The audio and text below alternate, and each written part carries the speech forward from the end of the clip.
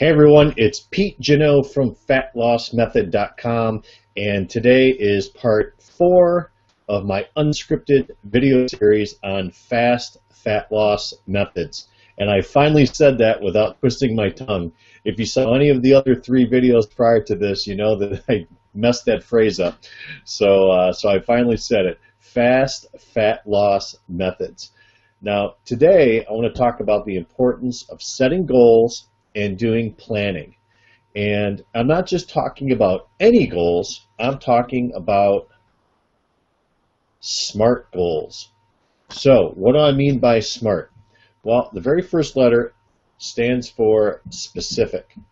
If you have a specific goal, that's much better than having a general goal. For example, a general goal would be something like, I want to lose some weight. A specific goal is more like, I want to lose 10 pounds. That's a little bit more specific. You can see how it's a little bit better, makes it a little bit more tangible. What's the M stand for? Measurable. You can't improve what you don't measure. So you want to make something that's very specific and very measurable. Like, I'm going to lose a half a pound a week. You can measure that. Or I want to lose 8 inches off of my waist. That's something that you can use a tape measure to find your starting point. You can measure your progress every single week, and then at the end of the time frame, you'll know exactly how many inches you lost. Third is attainable. That means it should be something that's not too far out of your reach. It should be something that's sooner rather than later, so it's not like, oh, I want to lose 10 pounds 10 years from now. It's something that's, I want to lose 10 pounds in the next 10 months. So it's something that's more attainable.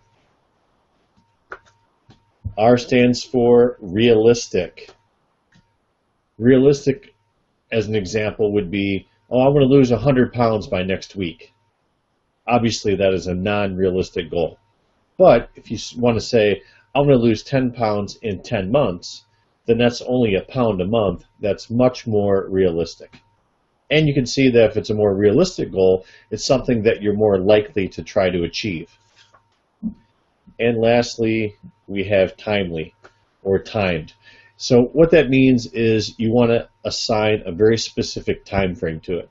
So you can see that I've created a pattern, and here's an example of a goal.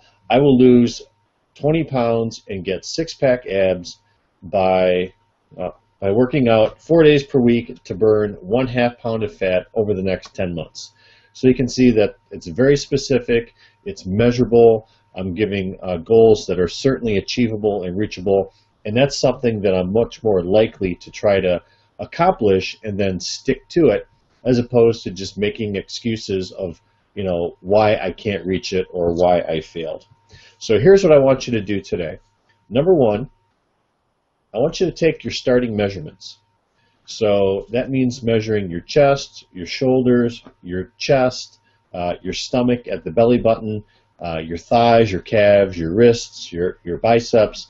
I want you to take all these different body measurements so that you have your starting point.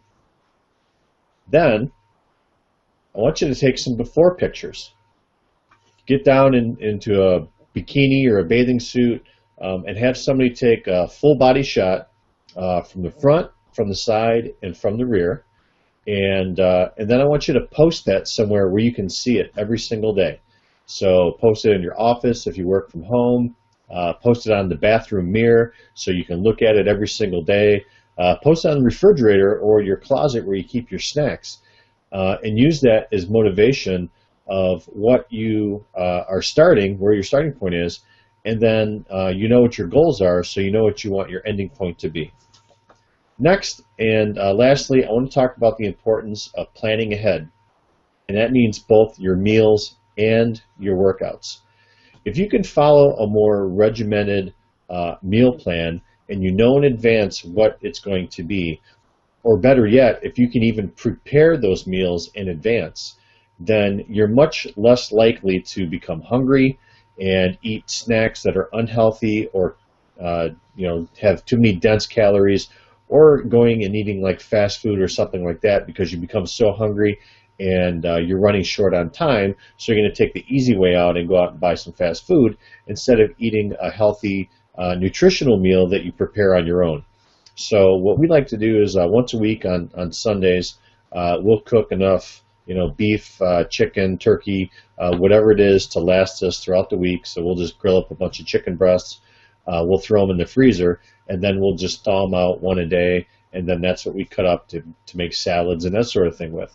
So if you can plan ahead with your meals and follow a very strict meal plan of, getting up and having breakfast at the same time every day, you know what your snack is going to be 2 hours later, having lunch at the same time, have another snack 2 hours later, have your dinner or your last meal of the day at 6 p.m. and don't eat any time after 7 p.m., then you're much more likely to stick to that meal plan and you have a more successful chance of losing weight and reaching your goals. Same thing with your workouts. If you can plan that you're going to work out these 4 days a week, every week, and you do it at the same time every day, and you schedule it in your calendar as if it were a dentist appointment, for example. So if you schedule a dentist appointment, you're not going to skip it. You're going to show up at that scheduled time. We'll do the same thing with your workout. And I recommend if you really have a hard time and life gets in the way and you have a family and lots of activities, during the day or after work, then you do your workout first thing in the morning. So go to bed an hour earlier, get up an hour earlier in the morning, and do that workout first thing just to get it out of the way. So when you do that, you'll know no matter what happens the rest of the day, you've already completed your workout, and you're not going to make any excuses later that you're too busy, you're too tired, something came up. All those excuses go away, and you just keep the workout going. So what I want you to do now is get a calendar out, write down the 4 days or 5 days a week that you're going to work out, and then take a day or two off in between. Write in like a W for a workout day, and then every day over the next month when you work out, just cross that day off. And when you get to the end of the month, if you do that following a healthy nutrition plan by planning ahead, I think you'll be much happy with your success, and you really surprise yourself. So thanks for joining me in today's video. I hope to see you next week on video number 5, when I'll get into some very specific nutrition strategies, and I'll share with you some of my favorite meal plans and some of my favorite snacks. So this is Genot from FatLossMethod.com signing off, and I'll see you next week.